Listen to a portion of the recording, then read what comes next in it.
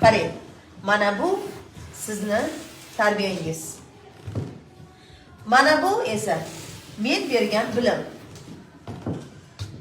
Mana bu oiladan olgan tarbiyangiz.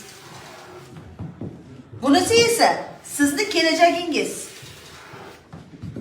Mana bu tanlamoqchi bo'lgan kasbingiz. Mana bu esa yutuqlaringiz.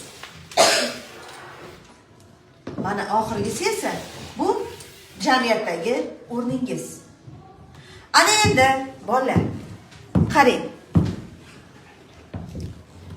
Mana buni olib tashlasam, barchasi nimaga teng bo'ladi? Nolga. Agar sizni yoshlikdan tarbiyangiz bo'lmasa, barchasi nolga teng bo'ladi. Agar sizni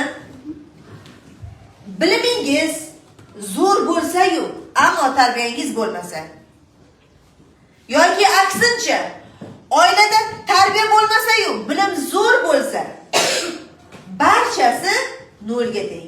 Shuning uchun bolalar, aziz bolajonlarim, har doim sizni tarbiyangiz birinchi o'rinda turadi va barchasi asta-sekinlik bilan sekin-sekin erishiladi. Demak, eng muhimi nima ekan bolalar? Barakalla.